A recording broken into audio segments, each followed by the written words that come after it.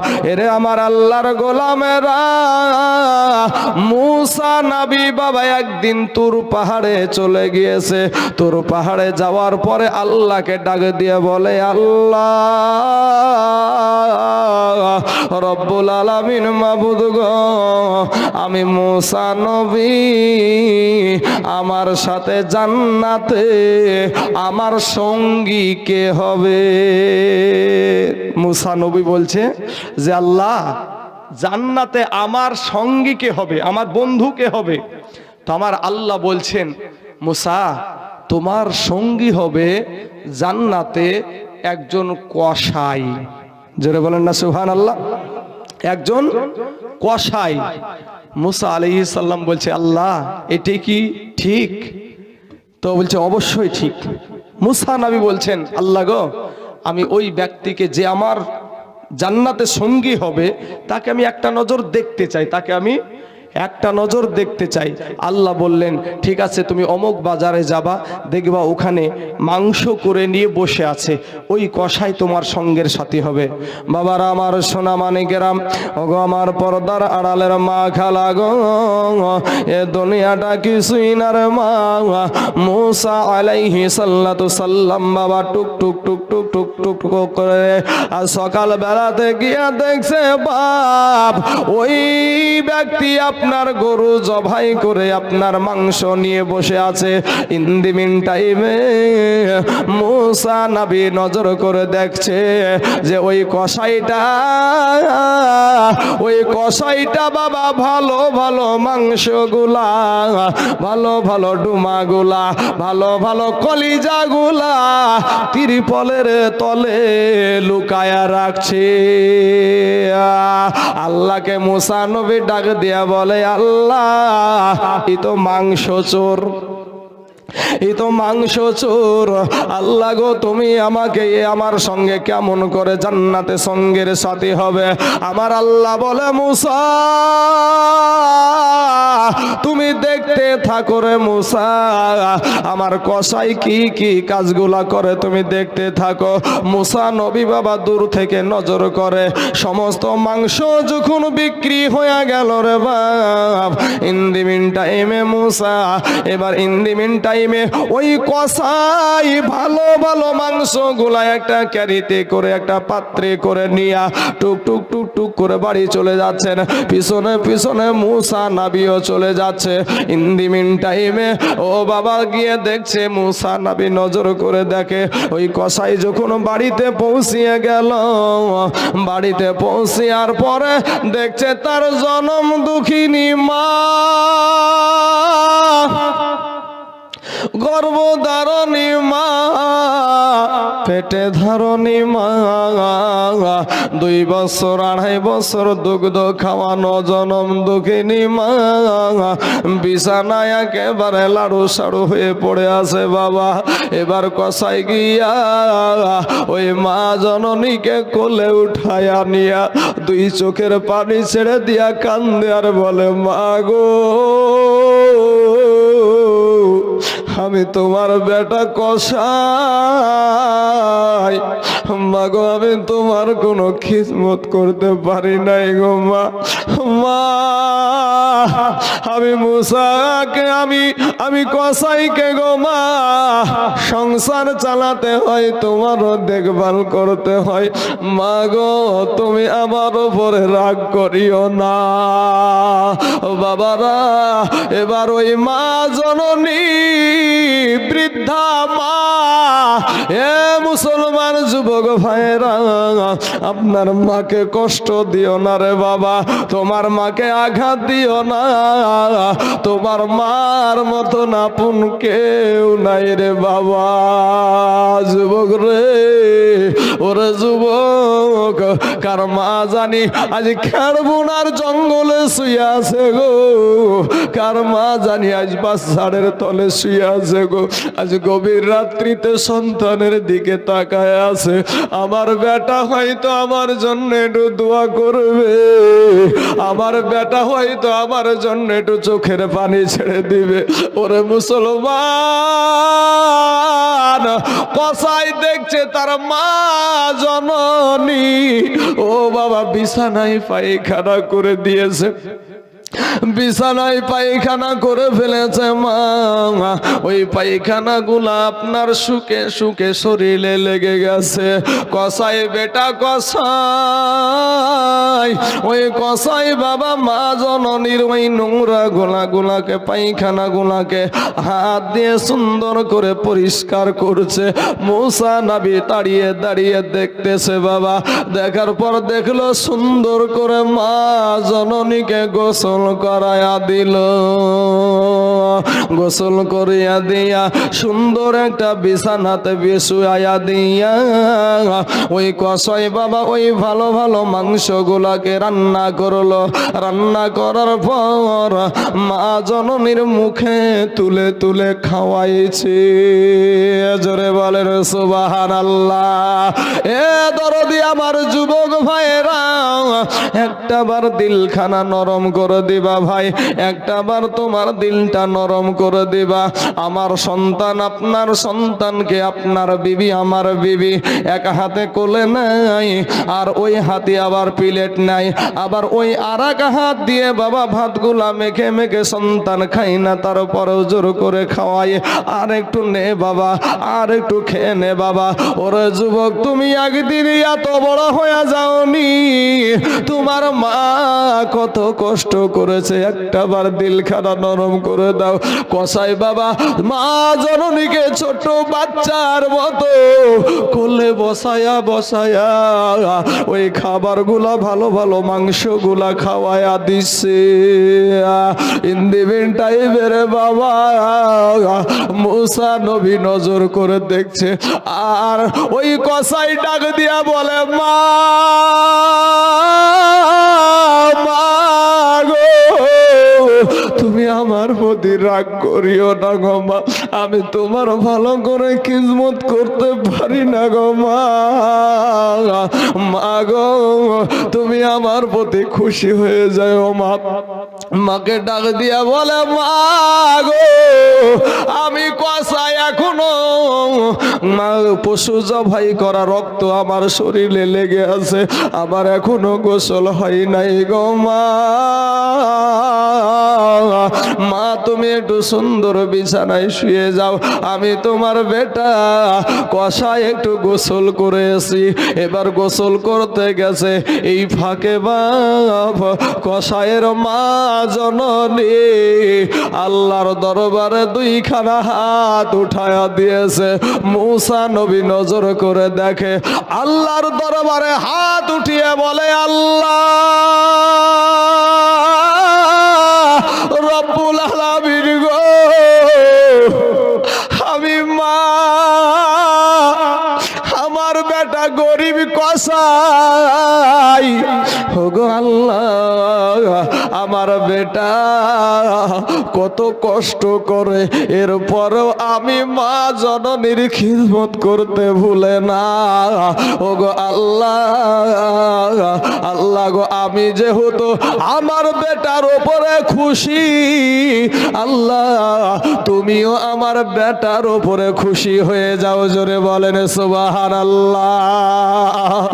আর বলে আল্লাহকে ডাক দিয়ে বলে আল্লাহ গো, আমি শুনেছি এই জামানায় সবচাইতে বড় নবী হলো মুসা নবী। ওই মুসা নবীর সঙ্গে কাল জান্নাতে আমার বেটাকে সঙ্গী বানায়া দিও। জোরে বলেন সুবহানাল্লাহ। এ আমার যুবক ভাইয়েরা, তোমাদের পা দুখানা আগায়া দাও রে ভাই, তোমার মাকে কষ্ট দিও না রে যুবক। মাকে যদি কষ্ট দাও ও যুবক রে, তোমার মা জননী যদি তোমার কথার ব্যথায় যদি চোখের পানি ছেড়ে দেয়, তোমার মা যদি তোমার জন্য বদদুয়া করে দেয়, ও যুবক তুমি যতই বড় মৌলবি হওয়ার বক্তা হও রে যুবক, তুমি যতই বড় তুমি আলেম হও, মুফতি হও আর মুহাদ্দিস হও, মক্কা মদিনার ইমাম হইয়াও আল্লাহর জান্নাতে যাওয়া হবে না। জোরে বলেন সুবহানাল্লাহ। মুসলমান শুনে নিন একটা ভাই কথা গো, ও যুবক, আমার নবীর সাহাবীরা বলেন তো ভালো না খারাপ? ভালো। যে সাহাবীরা বাপ একেবারে আসমানের তারকার সমতুল্য, জোরে বলেন সুবহানাল্লাহ। ওই সাহাবী আল্লাহর নবীর সাহাবী হযরত আলকামা রাদিয়াল্লাহু তাআলা আনহু, উনি বাবারে মৃত্যুর সময় আপনার মুখ দিয়া কলেমা বের হয় না। এরে যুবক ভাই, তোমাদেরকে লক্ষ্য করে কথাগুলা বলছি রে ভাই। ওরে ভাই, তুমি আমার কালেমার ভাই। কবর একটা অত সহজ জায়গা না রে ভাই, কবর এত কঠিন জায়গা, যে কবরে গেছে সেই জানে রে বাবা। ও সোনার মানিক যুবক, তোমার মাকে তুমি মেজাজ দেখায়ও না, রাগ দেখায়ও না। আমার নবীকে, নবী একদিন ওয়াজ করছে, কোন সন্তান যদি তার মা জননীর দিকে বাপ একটা বার মায়ার নজরে মা জননীর চেহারা দেখে, খুশি হয়ে যদি মায়ের চেহারা দেখে, আমার আল্লাহ তার আমল নামাতে বাপ একটা কবুল হজের সওয়াব দান করে। জোরে বলেন সুবহানাল্লাহ।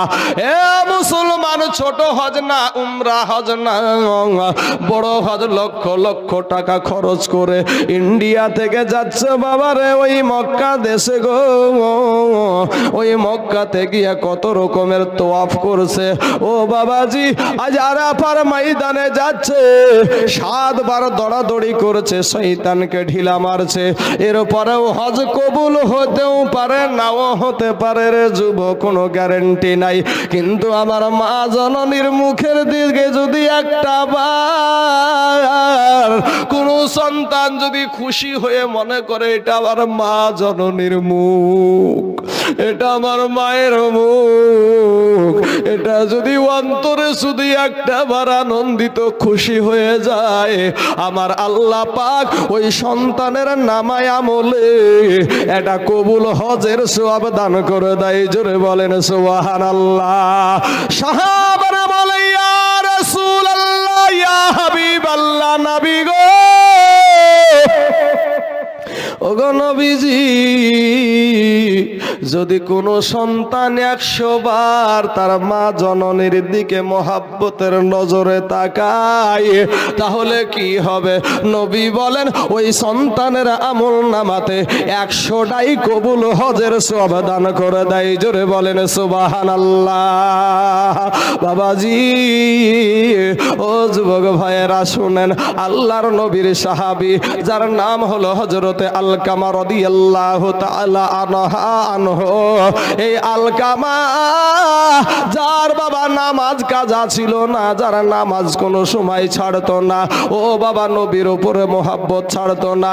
আমাদের ওই সাহাবী কত সুন্দর সাহাবী বাপ, যেই সাহাবীদের কথা আমার নবী বলেছেন যে আমার একটা সাহাবীকে যদি কোনো মানুষ অনুসরণ করে তার জন্য জান্নাত হয়ে যাবে। জোরে বলেন সুবহানাল্লাহ। এরকম সাহাবী যার নাম আলকামা, এই আলকামা রাদিয়াল্লাহু তাআলা আনহুর মৃত্যুর সময় মুখ দিয়া বাবা কালেমা বের হয় না, মুখ দিয়া কালেমা আসে না। এমন সময়তে সাহাবারা কালেমার তালকিন দিচ্ছে। বাবা, আমাদের সমাজে যখন কোনো মানুষের জান বেরাবো হয়, ইন দি মিন টাইমে কালেমার তালকিন দেয় না বাপ? কালেমার তালকিন দেয়, সাহাবারা কালেমার তালকিন দিচ্ছে, এরপরও মুখ দিয়ে বাবা কালেমা বের হয় না। সাহাবারা বিষয়টা বুঝতে পারছে না, ব্যাপারটা কি, বিষয়টা কি। আজ আল্লাহর নবীর একজন বিশিষ্ট সাহাবী হযরতে আলকামা, এর মুখ দিয়ে কেন কালেমা বের হয় না, এর মুখ দিয়ে কেন আল্লাহর কথা বের হয় না, এর মুখ দিয়ে কেন নবীর কথা বের হয় না।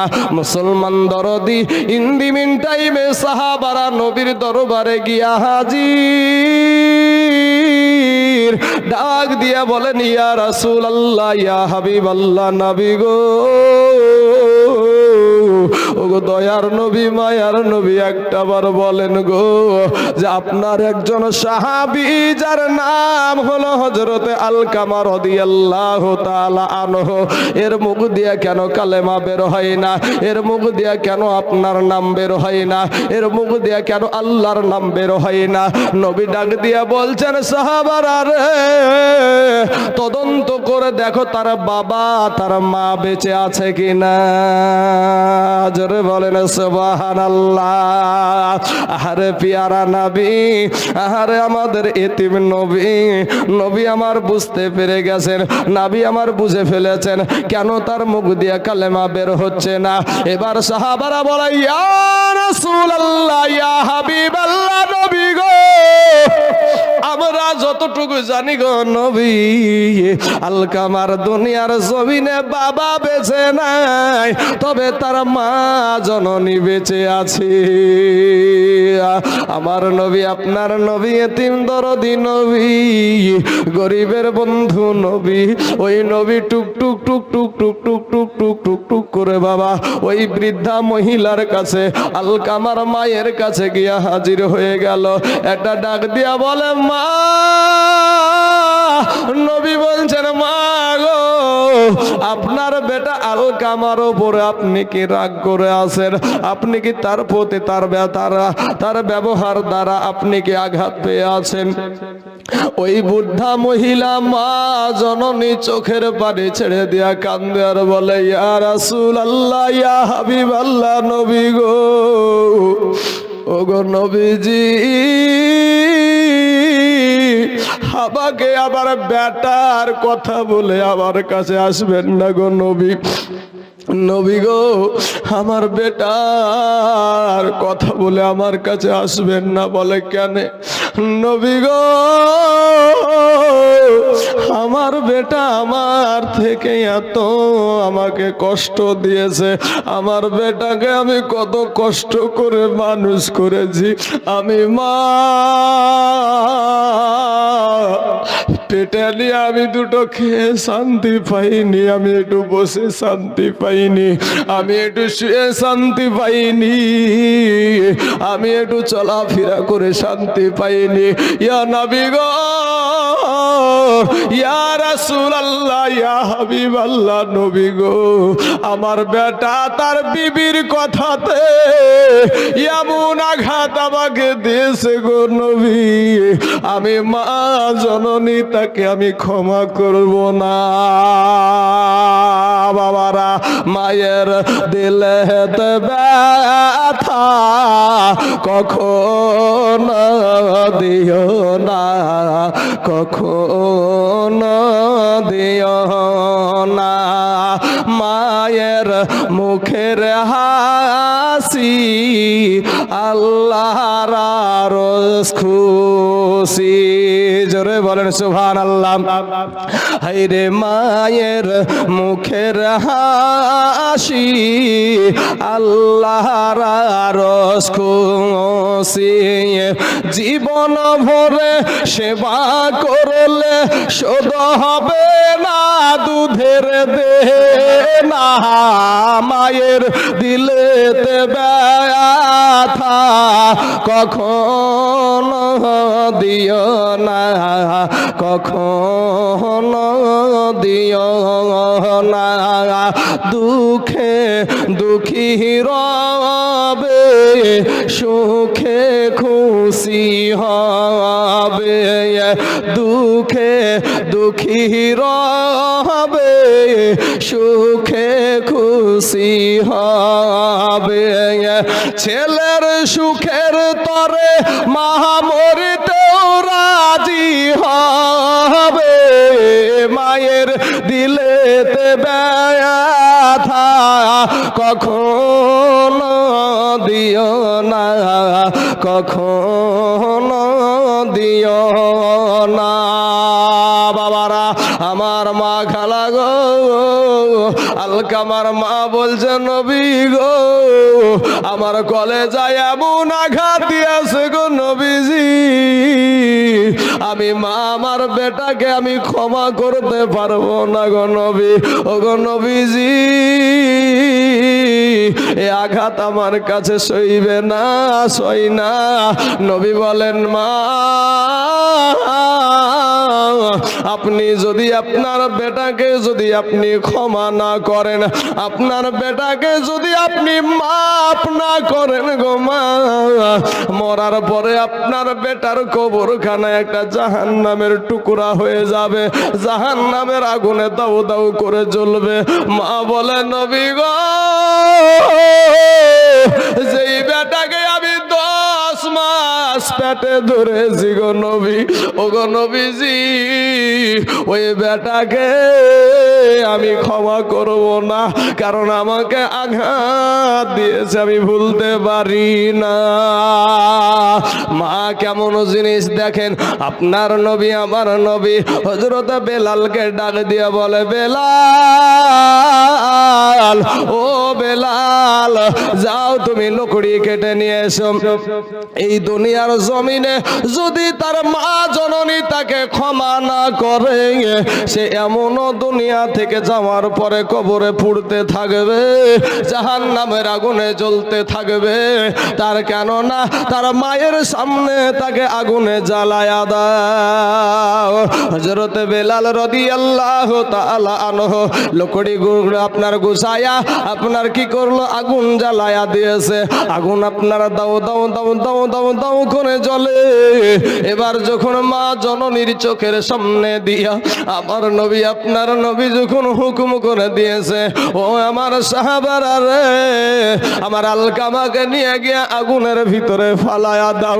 এবার মায়ের চোখের সামনে যখন বাবা আগুন দাও দাও দাও দাও করে জ্বলছে, মা জননী তাকায়া তাকায়া দেখছে। ইন দি মিন টাইমে সাহাবারা যখন আলকামাকে কোলে করে আগুনের দিকে নিয়ে যাচ্ছে, ও মুসলমান এমন সময়তে ওই জনম দুঃখিনী মা একটা দৌড় দিয়া নবীকে বলে ইয়া রাসূলুল্লাহ ইয়া হাবিবাল্লাহ, নবী গো ও গো নবীজি আমার বেটাকে আপনি আগুনে ফালাইবেন না, আমার বেটাকে আপনি আগুনে দিবেন না, নবী গো আমার বেটাকে আপনি আগুনে জ্বালায়েন না। আজ আপনার সবার চোখের সামনে যদি আমার বেটাকে আপনি আগুনে ফালায়া দেন, আমি মা জননী সহ্য করতে পারবো না। ইয়া রাসূলুল্লাহ ইয়া হাবিবাল্লাহ, নবী গো আমি মা জননী আমার বেটাকে আমি মাফ করে দিলাম। জোরে বলেন সুবহানাল্লাহ। বাবাজি আমার সোনার যুবক ভাইয়েরা, তাই যদি আপনাদেরকে অনুরোধ করব ভাই, আপনার যদি কারো মায়ের সাথে যদি রাগারাগি থাকে ভাই, সকাল বেলাতে আগে মায়ের কাছে ক্ষমা চেয়ে নিও ভাই। কারণ তুমি যে আমি যে এই দুনিয়াতে কখন আছি কখন নাই ভাই, দুই প্রকার হক হলো দুই প্রকার, একটা হলো আল্লাহর হক, একটা হলো বান্দার হক।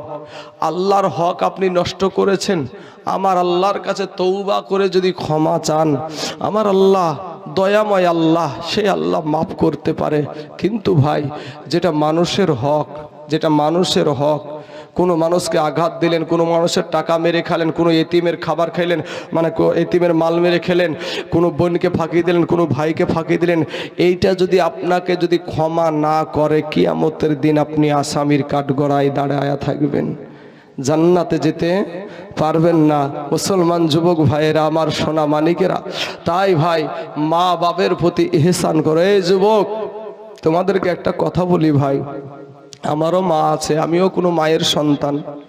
যুবক রে, মা যেদিন হারায়া যাবে সেদিন বুঝতে পারবা যে কি চলে গেল তোমার জীবন থেকে। বাল্যকালে হে মা বাবা যারো মরে রে, তাহার মতন দুঃখী নাই রে জগতে। মুসলমান এই যুবকেরা, যার যে এতিম ছেলের মা নাই তার কি কষ্ট হয় দেখে, যার বাবা নাই তোমরা নিজেরাও জানো যে কতটা কষ্ট হয় মা বাপ ছাড়া বড় হতে, যে কত কষ্ট হয়, কত মানুষের লাথি ঝাঁটা খেয়ে সেই বাচ্চাটা আস্তে আস্তে আস্তে আস্তে বড় হতে হয়। কিন্তু সেই জনম দুঃখিনী মা, আপনি সকালবেলাতে একটা পরীক্ষা করেন, আপনার নিজের বিবেককে জিজ্ঞেস করেন, আমরা যদি শ্বশুর বাড়িতে যাই ভাই, যদি আমাদের হাতে করে একটা আপেল নিয়ে যদি শ্বশুর বাড়িতে প্রবেশ করি, শাশুড়ি হয়তো লজ্জায় কিছু বলবে না, কিন্তু শালাজ ভাজেরা গুতিয়ে মারবে না বেড়াটা ভাই? হ্যাঁ, যে কাজ পাইনি মুড়িয়ে ঝাঁটা খুঁজে বেড়াবে, একটা আপেল নিয়ে উলিয়ে আসবে না, আর একটা আপেল নিয়ে উঠিয়ে এসেছে এখানে, কোন লজ্জাতে এসেছে? সামনে না বলতে পারলে পিছনে বলবে না? হ্যাঁ, আর একটা আপেল নিয়ে, যুবক তুমি একটা আপেল নিয়ে তোমার মাকে গিয়ে বলবা, মা গো আমি তোমার গরিব সন্তান মা, আমার কাছে টাকা নাই গো মা, আমি তোমার জন্য আমি এই আপেলটা নিয়ে এসেছি মা। বলেন তো মা খুশি হবে না বেজার হবে? আরে যুবক, আমার মা বিছানাগত অসুস্থ ভাই। যুবক, আমি এতটুকু জ্ঞান আল্লাহ আমাকে দান করেছে, যেদিন আমার মা হারায়া যাবে সেদিন কি দিন যে আসবে সন্তানের কাছে। যারা সন্তান মাকে বুঝে, যে সন্তান মাকে বুঝে সে ঠিকই বুঝতে পারছে। আর যারা মা গায়ের রক্তের জোর বাহাদুরি দেখাচ্ছেন ভাই, তাদের কিছু করা আমার করার নাই। কিন্তু আমি বলবো, তোমাদের পায়ে হাত দিয়ে বলি ভাই, মা বাপকে কষ্ট দিও না। তোমার বাবা তোমার জন্য লোকের জমিতে মুনিশ দিয়ে পাড় দিয়ে সারা দিন মানে হাড় ভাঙা খাটনি করে নিয়েছে, তোমার মুখে খাবার তুলেছে না তুলেনি ভাই? সেই বাপ তোমার কাছে তিতো, সেই মা তোমার কাছে তিতো। যুবক রে, যেদিন তোর মা হারায়া যাবে সেদিন বুঝবি মা কি জিনিস। মুসলমান দরদি ভাই, কথায় কথা মনে চলে আসলে একটা কথা, এটা কোরআন হাদিস নয়, তবে বোঝানোর জন্য কথাটা বলছি। নবী বলেছেন, মরার আগে মইরা দেখো, মরার আগে মইরা দেখো। তো এখন মরার আগে কেমন করে মরবে বাবা? এক গৃহস্থ মানুষ, জমি জায়গা ঘর বাড়ি টাকা পয়সা সবকিছু আছে, তো এই ঘর বাড়ি টাকা পয়সা সবকিছু থাকা সত্ত্বে বৈকাল বেলাতে বাড়ির আপনার আঙ্গিনায়, যেটাকে বাড়ির বাইরে চেয়ারের পরে পা তুলি দিয়ে রোজ বল ধরেছে যে আমার যা আছে আর কারো নাই, আমার যা আছে আর কারো নাই। ছোট ভাই কিন্তু মৌলবি, ছোট ভাই মৌলবি তো জানছি মরিয়ে গেলি তো সব শেষ, এই মরলি তো সব শেষ। তো মৌলবি বলছে, ভাই তুমি আমার বড় ভাই, তোমাকে আর কি বলবো। তো ভাই গো, আমি চিন্তা করে দেখেছি এই দুনিয়াতে তোমার কিচ্ছু নাই, এই দুনিয়াতে তোমার কি ভাই? একটু মনোযোগ সহকারে শোনো ভাই, কবরে যেতে হবে ভাই। আজ বলেন তো, এই যে বাচ্চা ছেলেটা এখানে বসে আছে, আপনাদের গোরস্থান যদি তালাশ করি, এই বাচ্চা ছেলের এই বয়সের বাচ্চা আপনাদের গোরস্থানে আছে না নাই? আমাদের মতন যুবক আপনাদের গোরস্থানে আছে না নাই? আমার এই যে বৃদ্ধ বাবজিগুলো এখানে চোখের পানি ফেলছে বসে বসে মায়ের জন্য, মা হারায়া দিয়েছে। আজ তোমাদের মা আছে তো তোমরা বুঝতে পারবা না, কিন্তু এই যে লোকগুলো মায়ের জন্য বসে বসে কাঁদছে, এইদের জন্য এদেরকে জিজ্ঞেস করো ভাই, তাহলে বুঝতে পারবা। তাহলে আমাদের মতন যুবক আপনাদের গোরস্থানে আছে না নাই ভাই? এই বৃদ্ধ বাবজিদের মতন মানুষ আপনাদের গোরস্থানে আছে না নাই? আছে। তাহলে আসার সিরিয়াল আছে, যাওয়ার কোনো সিরিয়াল নাই ভাই। কার যে কখন ডাক চলে আসবে। আপনাদের সাথে অনেক এখানে কেরালা খাটা মানুষ আছে, অনেক যুবক ভাই আছে, তো আপনার সাথে কত যুবক কেরালায় গেলছে, আপনি বাড়ি ফিরেছেন সশরীরে জীবন্তভাবে। আপনার কোনো বন্ধু, এমনও বন্ধু আছে যে ওই কেরালা থেকে দেশে জীবন নিয়ে আসতে পারেনি, লাশ হয়ে বাড়িতে এসেছে, এরকম ইতিহাস আছে না নাই বাপ? আছে না নাই?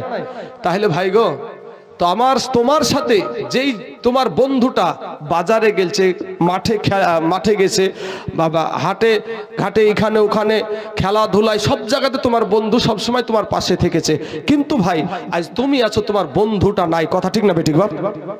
ভাই গো, তাই শোনা, দিলখানা একটু নরম, বুঝার চেষ্টা করো।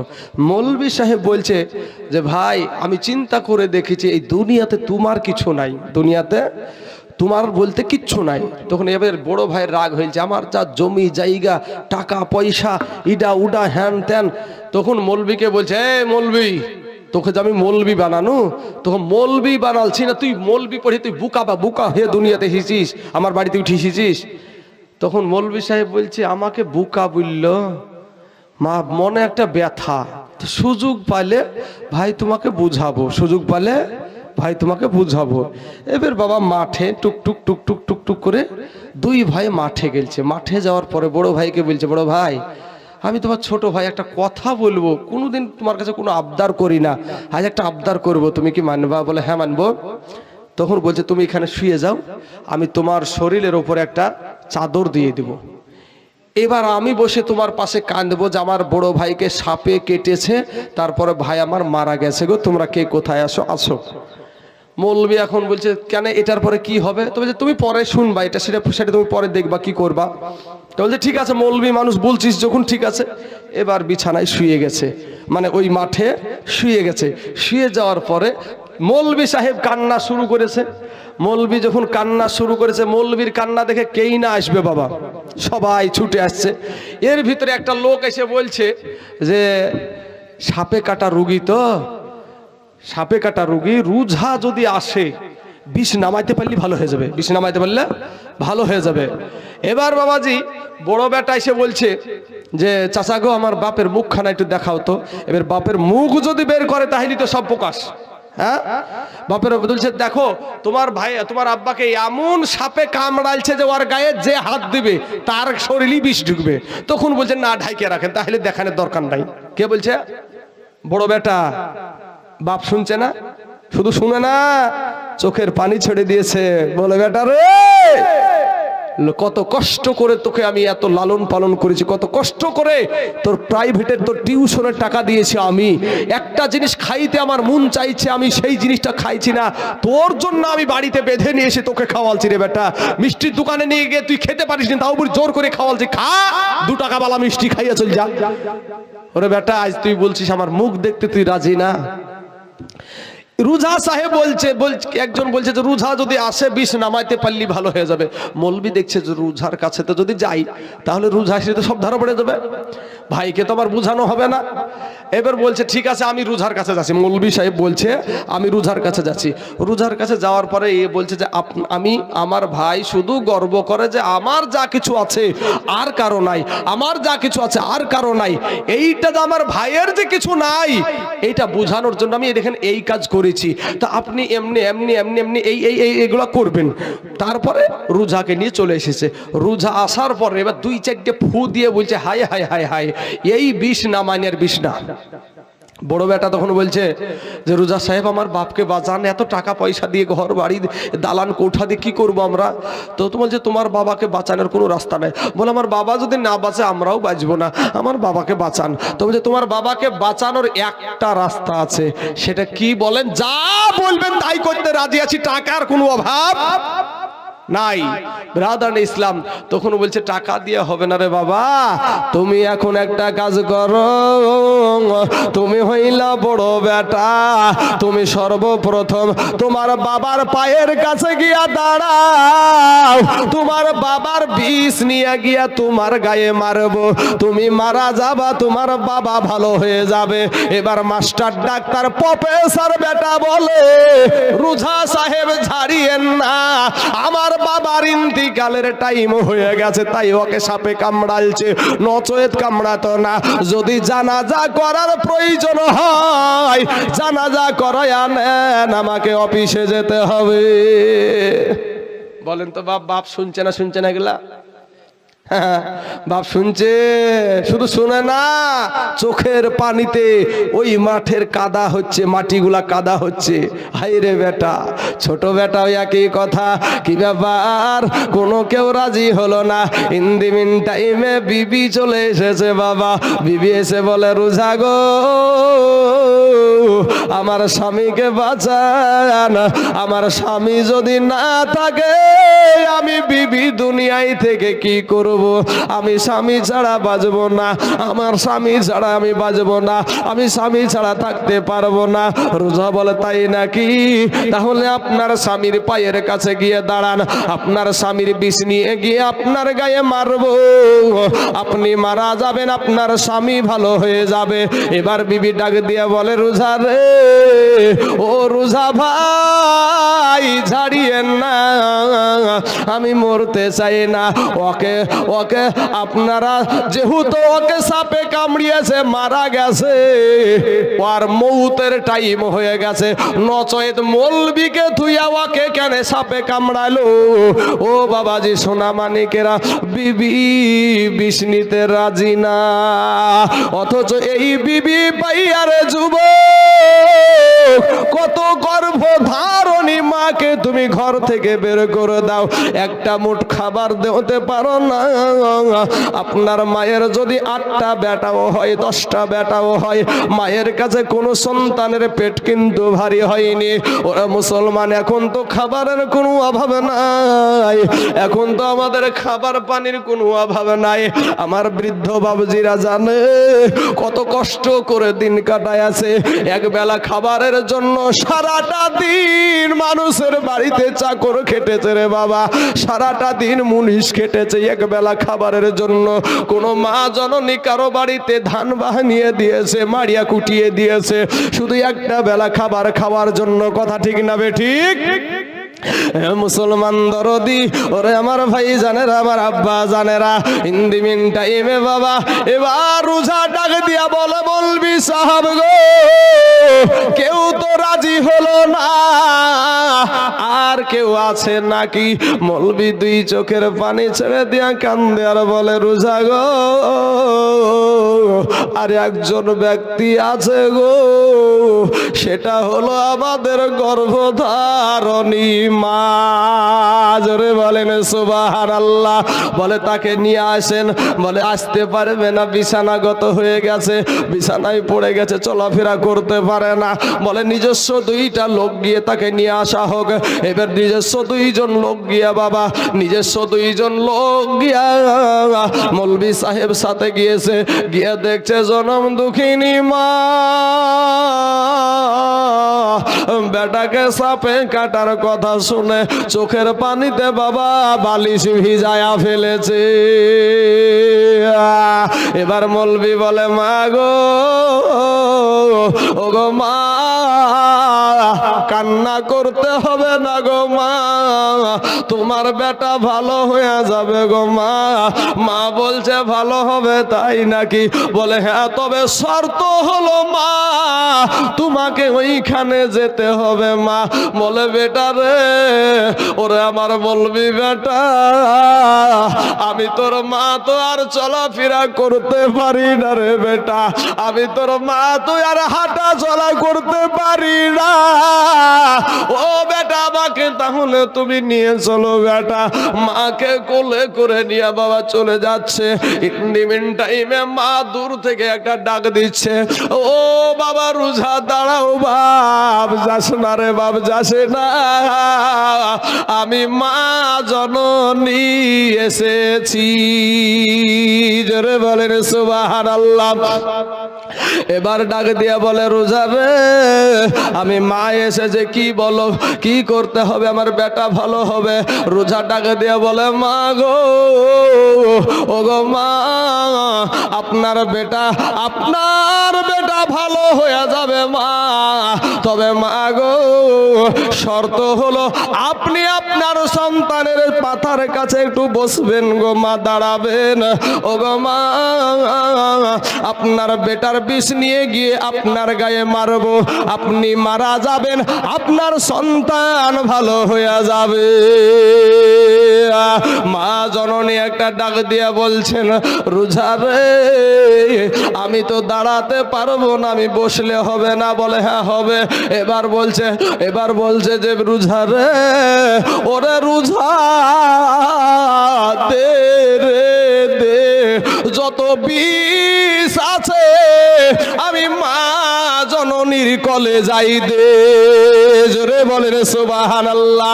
রোজা প্রশ্ন করছে, রোজা বলে মা গো কেউ রাজি হলো না গো মা, আপনি কেন রাজি হলেন? এবার মা দুই চোখের পানি ছেড়ে দিয়া কান্দে আর বলে, বেটা রোজা রে, ওরে বেটা রোজা, এটা আমার বড় বেটা, এটা আমার বড় বেটা, আমার বড় সন্তান হলো এটা। এই বেটা যেদিন দুনিয়ার জমিনে আসবে, এই বেটা যেদিন দুনিয়ার জমিনে আসবে, ওরে রোজা আমার বেটা যখন আমার পেটে ছিল, আমি মা দুটো খেয়ে শান্তি পাইনি, আমি একটু বসে শান্তি পাইনি, আমি একটু শুয়ে শান্তি পাইনি। এই 10 মাস 10 দিন যে কি কষ্ট হয়েছে আমি মা ছাড়া দুনিয়ার কেউ জানে না। জোরে বলেন সুবহানাল্লাহ। মুসলমান দরদি ও যুবক ভাইয়েরা, আপনার নবী আমার নবী বলেছেন যে সন্তান হওয়ার যত যন্ত্রণা, সন্তান হওয়ার বেদনা, আর বাবা মানুষের জান যখন কবজ করা হয়, আজরাইল যখন রূহ বের করা হয়, মরণের যন্ত্রণা আর সন্তান হওয়ার বেদনা একই। জোরে বলেন সুবহানাল্লাহ। এ মুসলমান দরদি আমার যুবক ভাইয়েরা, ওগো আমার পর্দার আড়ালের মা খালা গো, মা ডাক দিয়া বলে, রোজা রে এই বেটা যেদিন দুনিয়ার জমিনে আসবে, আমার স্বামীর কাছে গিয়ে বলেছি, প্রাণের স্বামী গো, ওগো আমার স্বামী, আমি সন্তানের মা হতে চলেছি গো স্বামী, আপনাকে আমি বাবা ডাক শোনাবো, আপনাকে আমি বাবা ডাক শোনাবো। ওগো আমার স্বামী, আপনার সাথে এতদিন আমি ঘর সংসার করছি গো স্বামী, হয়তো কোনো আপনার আমি হক আদায় করতে পারি নাই, আপনাকে খুশি করতে পারি নাই, স্বামী গো আপনি আমাকে মাফ করায়া দিবে। এরপরে স্বামীর কাছ থেকে বিদায় নিয়েছি, কারণ আমার যদি দুনিয়া থেকে বিদায় নিই, আমি যদি মারাও যাই, তারপরেও সন্তানের মা হতে চাই। জোরে বলেন সুবহানাল্লাহ। তারপরেও সন্তানের মুখে একটাবার মা ডাক শুনতে চাই, একটাবার মা ডাক শুনতে চাই। ও মুসলমান দরদি, এবার বৃদ্ধা মা বলছে, রোজা রে, ওরে রোজা আমার প্রথম দিনে সন্তান হওয়ার যন্ত্রণা, সন্তান হওয়ার বেদনা যখন উঠে গেল, প্রথম দিনের যন্ত্রণা আমি লজ্জায় কাউকে বলতে পারি নাই, দ্বিতীয় দিনের যন্ত্রণা আমি জিহ্বায় কাপড় দিয়ে থেকেছি, তৃতীয় দিনের যন্ত্রণায় রোজা রে আমি মা বেহুশ হয়ে গেছি। আমার শাশুড়ি মা দৌড়াদৌড়ি করছে, কে আসো গো? আমার বৌমার কি হলো একটু দেখো। পাড়ার মহিলারা এসে বলেছে, চিন্তার কোনো কারণ নাই, আমার যখন জ্ঞান ফিরে গেছে আমি শুনছি কথাগুলা, আমার চিন্তার কোনো কারণ নাই, তোমার বৌমা সন্তানের মা হতে চলেছে। রোজা রে এত কষ্ট হয়েছিল, আমি এইরকম কথা বলেছিলাম আমার বেটার জন্য, আরে আমাকে দাও গো দাও, 5 টাকার বিষ কিনাই না, আমাকে দাও, বিষ খাইয়া জীবন শেষ করে দিই, সন্তান হওয়ার যন্ত্রণা সহ্য হয় না, তোমরা দাও গো দাও। এটা দাদা নিজের গলা কাইটা নিজে মৃত্যুবরণ করি, তারপরেও সন্তান হওয়ার যন্ত্রণা সহ্য হয় না। ও মুসলমান দরদি, মুরব্বী মহিলারা সান্ত্বনা দিয়ে বলেছিল, মারে ও বিটি পাগলামি করিও না রে বিটি, সন্তানের মা হতে গেলে এই কষ্ট আমরাও করছি রে বিটি। রে বাবারা, আমার মা খালা গো, ও সোনার যুবকেরা, আজকে যতদিন তুমি বিবাহ না করেছিলে, যতদিন তুমি বিবাহ না করেছিলে, তোমার মা জননীর যদি 5টা সন্তান হয়, 5টা সন্তানের খাবার একটা হাঁড়িতে হয়েছে, কিন্তু যখনই তোমার বিবি আসলো রে যুবক, তুমি বলো আমার বিবির কোনো অন্যায় নাই, বিবির কোনো দোষ নাই, আমার বিবি সত্যবাদী, আমার বিবি সঠিক। কিন্তু ভাই তুমি একটা কথা বলো, তোমার বিবি আসার পরে, আমার বিবি আসার পরে কেন হাড়ি আলাদা হলো? কথা ঠিক না বে ঠিক? এ মুসলমান দরদি ও আমার ভাই জানেরা, ওই মুরব্বী মহিলাগুলা বলেছিল, বিটি রে আল্লাহকে ডাক, আল্লাহকে ডাক। ওই মহিলা যখন আল্লাহ বলে ডাক দেয়, একটা মা যখন সন্তান হওয়ার বেদনায় যদি আল্লাহ বলে ডাকে, আমার আল্লাহ তার আমল নামায় একটা কবুল হজের সওয়াব দান করে দেয়। জোরে বলেন সুবহানাল্লাহ। আমার আল্লাহ ফারিস্তাদেরকে ডাক দিয়া বলে, ফারিস্তারা রে, আমার বান্দি বড় সন্তান যন্ত্রণায় বড় কষ্ট পায়, আমাকে আল্লাহ আল্লাহ বলে ডাকে, ওই সন্তানের ঘাড় খাড়া ধরে জমিনের বাইরে বের করায়া দে। ও মুসলমান, সন্তান যখন মা জননীর গর্ভে থেকে দুনিয়াতে আসে, এমন সময়তে আপনার আমার পা মা জননীর কলে যাই যায়া চট কইরা লাঠি লাইগা যায়। এই লাঠি খাইয়া বহু মা দুনিয়া ছেড়ে চলে যায়, আবার বহু মা গলা কাটা মুরগির মতন বেহুশ হয়ে পড়ে থাকে। এ মুসলমান দরদি, এ যুবক ভাইয়েরা শোনো, তোমার আমার মা যখন তোমাকে আমাকে সন্তান যন্ত্রণায়, সন্তান হওয়ার বেদনায় যখন হসপিটালে নিল, ওরে যুবক, তোমার আমার মা জননীকে যখন হসপিটালে নিল, একের পর এক কষ্ট আর কষ্ট, বিছানায় গড়াগড়ি, মাটিতে গড়াগড়ি, আর কত রকমের কষ্ট রে বাবা। ও সোনা, এরপরেও মা বলে আমার সন্তানের কোনো ক্ষতি হতে দেব না। মা যখন রাস্তায় হাঁটে, কোথায় গর্ত আছে সেটার দিকে নজর রাখে, কারণ আমার যদি পাটা গর্ততে পড়ে যদি আমি মাটিতে পড়ে যাই, আমার পেটে আঘাত লাগবে, আমার সন্তানের আঘাত লেগে যাবে। কথা ঠিক না বে ঠিক? এ মুসলমান দরদি যুবক ও আমার যুবক ভাইয়েরা রে, আমার ইন মিন টাইমে আপনার আমার মা যখন হসপিটালে নিল রে যুবক, ডাক্তার পরামর্শ দিল, এইভাবে সন্তান নরমালে হবে না, নরমালে সন্তান হবে না, তাহলে কি করতে হবে? তাকে সিজার করে সন্তান বের করতে হবে। এরকম হয় না? হয় না বাবা? এ হয় না? হয় না? হ্যাঁ বাবাজি আমার সোনা মানিকেরা, এবার সিজার করার কথা যখন হলো, এরপরে মা জননী এবার বলছে, মার কাছে খবর হয়ে গেল, বলে বোন রে, কেউ বলে বিটি রে, আর তোমার এমনি স্বাভাবিক তোমার সন্তান হবে না, তোমার পেটটাকে কাটা হবে, তোমার পেটটাকে বাবা আমি দেখেছি এতটুকু কাটা নাই রে বাবা, ছোট কাটা না, অনেকটা কাটা হয়। কারণ আমার একটা ডাক্তার বন্ধু আছে, তার সাথে আলোচনা করতে গিয়ে দেখেছি, ও মুসলমান, সে আমাকে যতটুকু দেখায় আছে, মা জননীর অনেকটা পেট কেটে ফেলা হয়।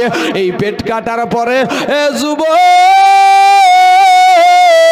যেই মাকে তুমি বৃদ্ধা আঙ্গুলি দেখাও রে যুবক, যেই মাকে তুমি আঘাত দাও, যেই মাকে তুমি কষ্ট দাও রে যুবক, ওই মা জননী এবার তোমাকে আমাকে দুনিয়াতে আনার জন্য রে যুবক, আমাদের মা একটাই স্বপ্ন, সন্তানের মুখে মা ডাক শুনবো, তার বাবাকে সন্তান দ্বারা, তার সন্তানের মুখ দ্বারা তার আব্বা জানকে বাবা বলা ডাক শোনাবো আমি।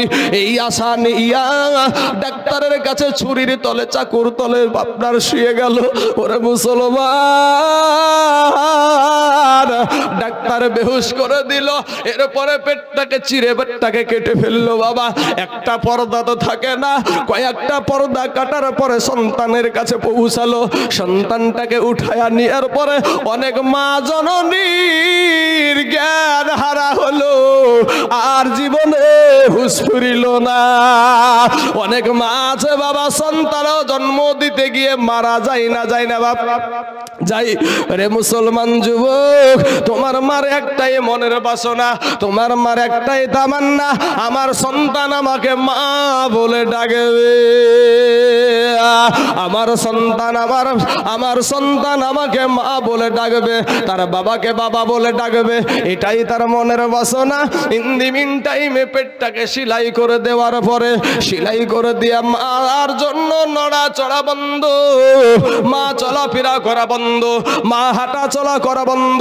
ইন দি মিন টাইমে বাড়ির ভিতরে কেউ নাই, সন্তান একটু দূরে শুয়ে আছে, দূরে শুয়ে আছে, সন্তান চিৎকার দেয়, সন্তান চিৎকার দিয়ে কান্দে, আর মা জননী দূর থেকে দাঁড়ায়, মা জননী দূর থেকে বিছানায় একটা জায়গায় শুয়ে আছে। সন্তান যখন এত কান্না কাঁদছে রে বাপ, কারো হয়তো মা মনে করছে সন্তানের কান্না করতে করতে নিঃশ্বাসটা হয়তো বন্ধ হয়ে যাবে, হয়তো তার গলাতে দম আটকিয়ে মারা যাবে। মা জননী চিন্তা করছে আবার সন্তানকে তো আমি হাতেও পাচ্ছি না, কিন্তু বাবাজি ও সোনার যুবক, ওই মা জননী আর নিজের পেট কাটার চিন্তা করে না রে ভাই, নিজের পেটের সেলাই কেটে যাবে এটার কোনো চিন্তা করে না। তোমার আমার মা ছেচড়াইয়া গিয়া সন্তানকে বুকের দুগ্ধ পান করাই, জোরে বলেন সুবহানাল্লাহ। বাবাজি আমার যুবক ভাইয়েরা, তাই আপনাদের কাছে আপনারা সবাই কি কিছু না কিছু মাদ্রাসার জন্য দিয়েছেন। আমি 10 জন ব্যক্তির কাছে বাপ আমাকে বলেনি কালেকশনের জন্য, আমি মাদ্রাসার পক্ষ থেকে নিয়ে 100 খান করে টাকা 10 জন ব্যক্তি একটু দিবেন বাপ, আমিও একটু আপনাদেরকে নিয়ে দোয়া করব বাপ, আপনার মায়ের জন্য। আপনাদের মা চলে গেছে কবরে গো, যার মা নাই সেই জানে মা হারানোর কি ব্যথা। ওরে মায়ের কাঁদন হে জগৎ জীব,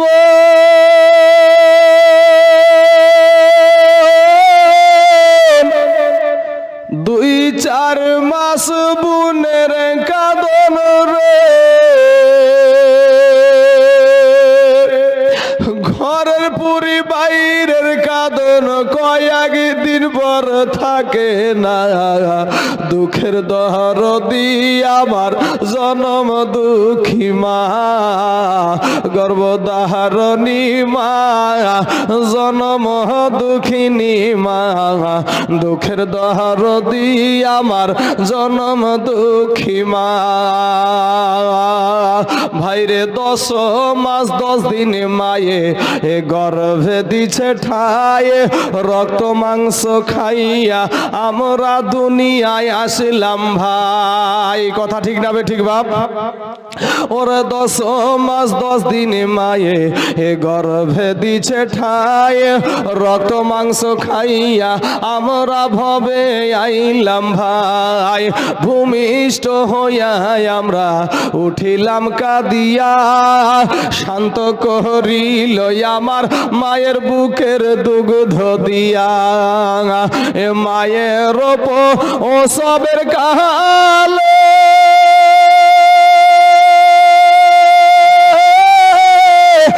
বুক ভেসে যাই নয়ন জলে রে, জোরে বল সুবহানাল্লাহ। ও মা সন্তানের কুলে লইয়া ভুলেছে সব যন্ত্রণা, দুঃখের দরদি আমার জনম দুঃখী মা, গর্ভধারণী মা, জনম দুঃখিনী মা, দুঃখের দরদি আমার জনম দুঃখী মা। বাইরে হাতে পায়ে তেল মাই খামা দিল শক্ত করি, পুষা পায়খানায় আমরা মায়েদের কুলে করি। কথা ঠিক না বে ঠিক? ওরে হাতে পায়ে তেল মাই খামা দিল শক্ত করি, পুষা পায়খানা আমরা মায়েদের কুলে করি। তবু না আমার রাগ করিল, ভিজিল গুহে মুতে, আমাদের সুখ নাই রাখিয়া মায়েরা থাকে ভিজাতে। কথা ঠিক না বেঠিক বাপ? ওরে হাতে পায়ে তেল মাই খামা দিল শক্ত করি, পোষা পায়খানায় আমরা মায়ের কুলে করি, তবু নামারা করিল ভিজল গুহে মুতে। আমাদের সুখ নাই রাখিয়া মাই থাকে ভিজাতে, আবার অসুখ হইলে যায়া দেখি